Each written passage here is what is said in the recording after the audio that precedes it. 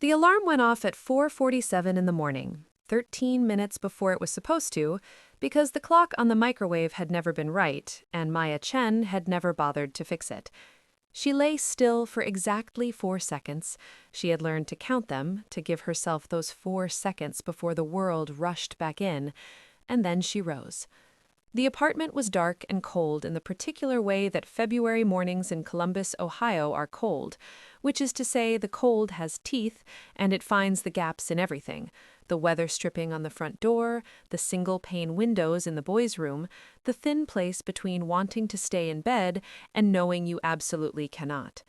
She showered in water that started warm and turned lukewarm by the time she finished, and she did not complain about this, not even inside her own mind, because she had learned that complaining about small things used up energy she needed for bigger ones. She dressed in the bathroom to keep from waking the boys, pulling on her navy blue scrubs in the dark, finding her nursing clogs by feel. In the mirror above the sink, she paused for just a moment, the way you might pause in front of a photograph of someone you used to know. She was 34 years old. She had a face that her mother called beautiful, and that she herself no longer looked at long enough to evaluate. There were shadows beneath her eyes that concealer helped but didn't fix. There was a gray streak at her left temple that had appeared 6 months after Daniel died, and that she had stopped trying to color because she didn't have the time or money, and also, if she was being truthful with herself, because it felt somehow like his, like he had reached across whatever distance existed between the living and the dead and left a mark on her. Daniel Chen, her husband of 7 years, her college sweetheart, her best friend, the man who used to make terrible puns at the breakfast table and then look around at her and the boys with this expression of pure delight, as if he couldn't believe his luck in having assembled such an audience. He had died 22 months ago on a Tuesday afternoon in April, which felt wrong in every possible way. April should not be a month for dying, and Tuesday was too ordinary a day for the kind of loss that reorganizes the entire architecture of a life. A car accident on I-270, the kind that happened in seconds and couldn't be undone. He had been coming home early to surprise her. He had stopped and bought flowers. The paramedics told her this later, gently, as if it might comfort her. It didn't. It made everything worse. The flowers, the early exit from work, the surprise that never arrived. She still could not drive past that particular stretch of highway without her hands going tight on the wheel.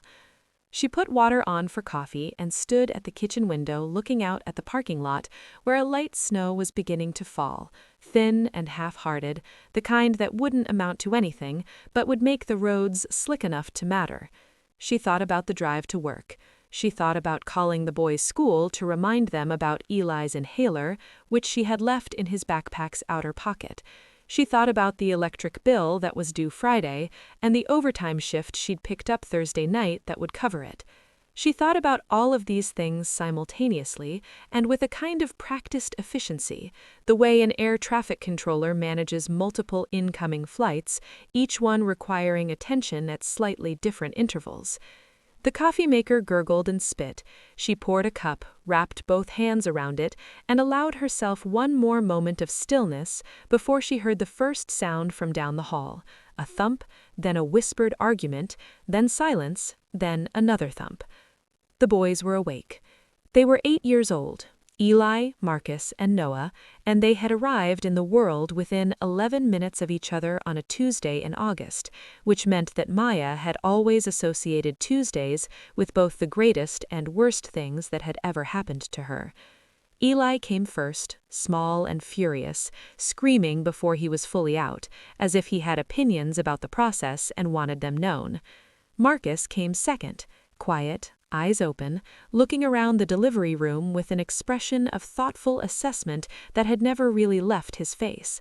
Noah came last, a little blue, a little slow to cry, scaring everyone in the room so badly that Maya's mother had clutched her rosary and whispered prayers until he finally let out a sound. Not a cry exactly, more like a sigh, as if he had simply been thinking it over. They looked alike the way all identical triplets do in photographs, but were completely different in the way that only people who live with them can understand. Eli was the loudest and hungriest for everything: food, attention, arguments, adventure. He was the one who broke things by accident while trying to understand how they worked. He was the one who made friends at the playground within minutes and lost them within hours because he had too many opinions. His asthma was manageable but required. The third grade had been harder than the second in ways Maya hadn't anticipated. She had prepared for the academic shift: more homework, more reading, multiplication tables, and she had not prepared for the social one. Children at 8 are beginning to negotiate the complicated politics of belonging, which means someone is always being excluded, always being evaluated, always finding out something new and unpleasant about the way the world sorts people. The Chen triplets were an easy target, and not for the reasons Maya had worried about. Nobody teased them, as she'd feared, for being Asian American, or for being triplets, or for the second-hand sneakers Eli wore until the soles started separating. They were teased for something subtler and crueler, for being different from each other in a world that expected identical to mean identical. Eli was told, more than once, that it was weird that he didn't know what his brothers were thinking. Marcus was called a robot by a boy named Connor because he corrected the teacher's math once and was right. Noah was teased for the drawings he kept in his notebook, the ones of a man none of the other kids recognized because he was drawn from memory, from the deep love that memory stores in a child's hands. "That's nobody," Connor had said, looking at one of Noah's drawings. "That's a picture of nobody." Noah had come home that day and gone straight to the bedroom he shared with his brothers and closed the door, which was unusual enough that Eli noticed, and Marcus followed, and Maya had stood in the hallway listening to the sound of her 3 sons having a conversation she was not part of, a conversation she understood she was not supposed to be part of, and feeling in equal measure the grief of exclusion and the enormous, heart-filling relief of knowing they had each other. Later, she learned from Eli, who had no filter and whose moral compass, while calibrated slightly differently than most people's, was pointed firmly at true north, that he had told Connor the drawing was of their dad, and that their dad was dead, and that the next thing Connor said, whatever it was, Eli would make sure he regretted. Eli was not a violent child. He was simply a child in possession of absolute conviction, and Connor had apparently heard this and found it sufficient. "You shouldn't threaten people, Eli," Maya said in the kitchen after dinner. "I wasn't threatening, I was informing. The difference matters. He made Noah cry, Mom." Eli looked at her with Daniel's directness, the look that went straight through any detour of reasoning. "Nobody makes Noah cry." She looked back at her son and thought about many things at once: appropriate conflict resolution, the school's behavior policy, the fact that this child was 8 years old and had already absorbed enough loss to make adults crack, and the way he had just said, "Nobody makes Noah cry," with the quiet certainty of someone who has appointed himself a guardian. She thought about all of this, and she said, "Okay, but find a better way next time." "What's a better way?" "I don't know yet. I'll think about it." "That's not very helpful, Mom." "I know. I'm working on it." He accepted this with a nod and went back to his cereal. Marcus's teacher was a man named David Okafor, 31 years old, in his 5th year of teaching, with the particular combination of idealism and realism that either burns out or deepens in good teachers, and had, in his case, deepened. He had noticed the Chen triplets early in the school year. It was difficult not to notice them: 3 faces that were variations on a theme, 3 personalities orbiting each other with the practiced ease of people who have lived their entire lives in close proximity. But what he noticed about Marcus specifically was the gap between what the boy understood and what he was willing to show that he understood. Marcus was the brightest student in the class. This was not an exaggeration or a teacher's practiced kindness.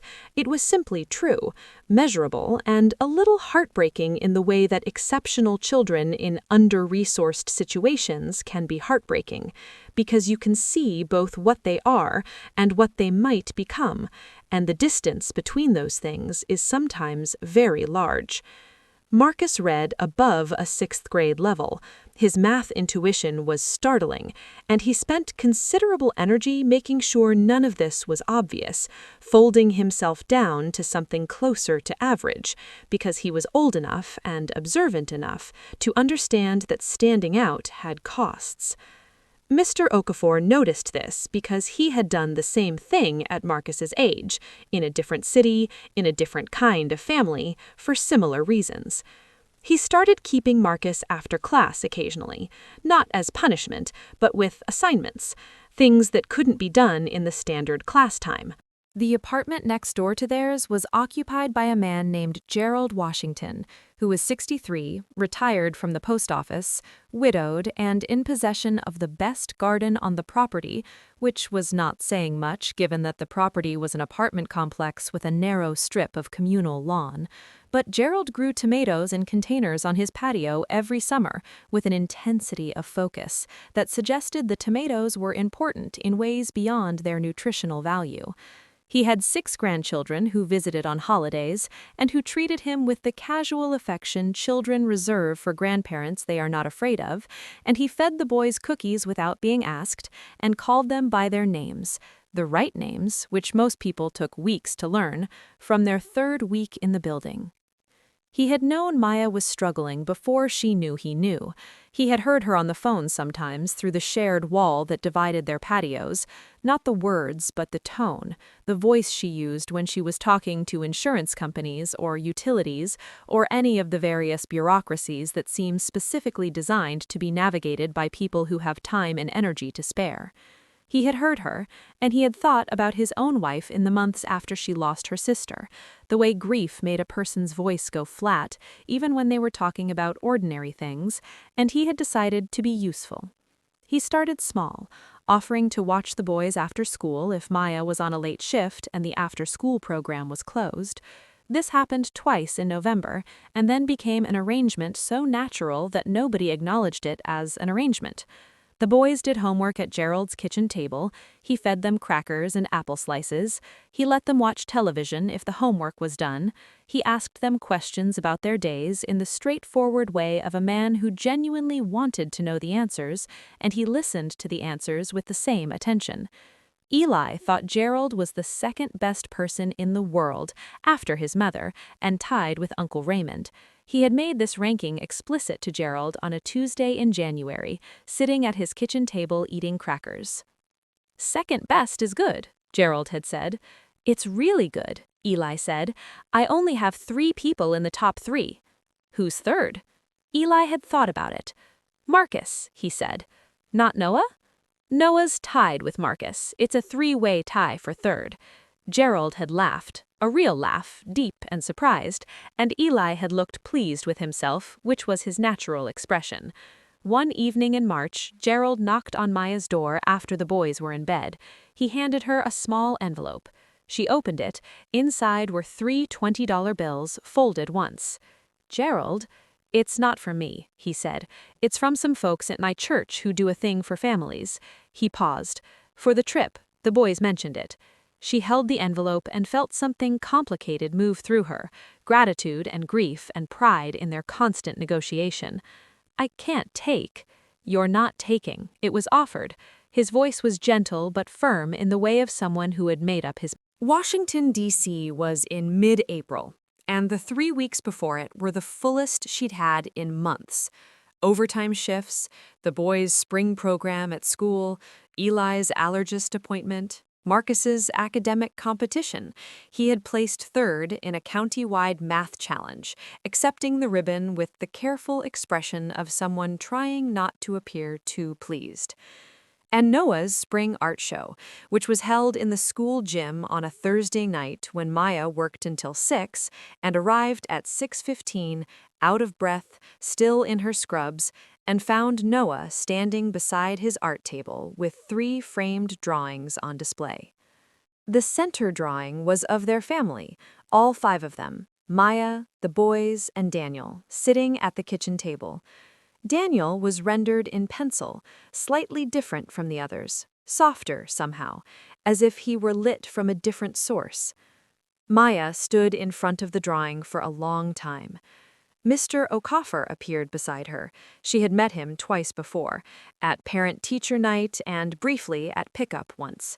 He was a tall man with an easy posture and the kind of quietness that is attentive rather than passive.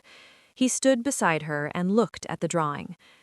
"He's been working on that one since October," he said. She nodded, not trusting her voice. "He's an extraordinary kid, Miss Chen. They all are." He paused. "Marcus, too. I wanted to mention, I've been working with him on some extension problems. He's got a real mathematical mind. I'd like to talk to you about a program at the middle school that does early enrollment for exceptional students." She turned to look at him. "He's in 3rd grade. I know, but the planning conversation starts early. The program is competitive." He said this without pressure, informatively. "I just wanted you to know it exists, that there are options." Noah appeared at her elbow. He looked up at her and then at Mr. Okafor. "Did you see it?" he asked her. "I saw it, baby. It's beautiful." "I wasn't sure about drawing Dad in it," he said, with the careful honesty he applied to everything. "I didn't know if it was weird." "It's not weird at all. Miss Henderson said family means who you love. Miss Henderson's right." He looked at the drawing for a moment. "I think he'd be proud. Of us." He said this not as a question, but as a conclusion, something he'd thought through and arrived at. "Don't you?" She put her arm around his shoulders. He was small and warm and entirely himself, and she held him with the specificity that she tried to give each of them, not the collective embrace of the boys, but the individual one, Noah, this particular person, her last born, her thinker, her drawer of the people he loved from memory. "Every day," she said. "I think that every single day." The Washington trip happened on a Wednesday in mid-April, 2 years and 5 days after Daniel died, which was not something Maya had calculated in advance, but which became unavoidably apparent on the morning she dropped the boys at the school's departure point, watched them climb onto a bus with their matching backpacks, and drove home alone to an apartment that was. They came back from Washington transformed, in the particular way that children are transformed by their first experience of being in the world without their parents. Slightly taller in their own estimation, full of stories they delivered all at once in overlapping voices, trailing the distinctive energy of children who have seen something new and are trying to fit it into what they already know. Eli had tried to touch a plane at the Air and Space Museum and been stopped by a guard. He recounted this with great pride, as if being stopped indicated proximity to something excellent. Marcus had stood in front of the Declaration of Independence for 11 minutes and had to be collected by their chaperone. Noah had bought a postcard of the Lincoln Memorial at the gift shop and spent the bus ride home writing on the back of it, and when Maya asked who it was for, he held it up. It was addressed, in his careful 8-year-old handwriting, to Dad, somewhere. He had written, "We went to Washington. I thought you'd want to know. We're okay. Mom is okay. We help her as much as we can." She had to leave the room when she read it. She stood in the bathroom with the water running and breathed for 60 seconds, and then she went back out and sat beside Noah on the couch and asked him to tell her about Lincoln. He told her for 40 minutes. She did not stop him once. Summer came in June the way Ohio summers do, abruptly, all the way, with humidity that wrapped around you like a second skin. The boys finished 3rd grade. Eli's end-of-year report said he showed great enthusiasm and needed to work on listening. Marcus's said he demonstrated exceptional ability and flourished when challenged appropriately. Noah's said he was a thoughtful and creative student who contributed meaningfully to the class community, and in the margin, in pen, Mr. O'Coffer had added, "He is a remarkable young person. So are his brothers. You have raised them beautifully. Please know that." She framed that comment. Not literally, but she took a photo of it and set it as the background on her phone. And on the difficult days, the 4:47 mornings when the cold had teeth and the spreadsheet was unforgiving, and the quiet of the kitchen was the kind that had a name she didn't say out loud, she looked at it. Her mother came in July. Linda Chen arrived with 2 suitcases, a casserole in a sealed container that had somehow survived the drive from Cleveland, and the same focused attention she had always brought to her grandchildren, who adored her and argued with her and followed her around the apartment like planets around a sun. She took over the kitchen. She took the boys to the pool. She taught Noah how to make dumplings and taught Eli how to play a card game that required quick thinking and a lot of noise, which was his ideal activity. With Marcus, she sat at the kitchen table doing a puzzle and said almost nothing, which was exactly right for Marcus, who needed proximity more than conversation. And to Maya, she said, on the second evening, sitting on the patio after the boys were in bed with a glass of wine each, and the July air warm and alive with crickets, "You look better." "I'm not sure about that." "I am." Her mother sipped her wine. "You were disappearing before. When I'd call, I could hear it." She paused. "You're still here now. More of you." Maya looked at the parking lot, at the string lights Gerald had strung along his patio, at the ordinary evening world of their small life. She thought about November, about the paper towel crying, about the 3 hours on the couch in April, about all the things she had been learning, imperfectly and slowly, about the difference between surviving and living. "I think I'm figuring something out," she said. "What?" She thought for a moment. "That I can't put everything I have into them and save nothing for myself. That if I disappear, the person they're missing isn't just their dad anymore." She paused. Daniel was good at being a whole person, not just a father. He was good at keeping something for himself while also being all the way there for us. I've been trying to do half of that, the there for them part. She looked at her wine. I've been trying to learn the other half. Her mother was quiet. She reached over and put her hand on Maya's, briefly, the way she had done when Maya was a child and needed steadying. "He would be so proud of you," she said. "I keep hearing that. People are right." In August, on the boy's 9th birthday, Raymond came early and brought a barbecue grill he had borrowed from a coworker and set up in the parking lot, which was technically against the property rules, but Gerald had talked to the building manager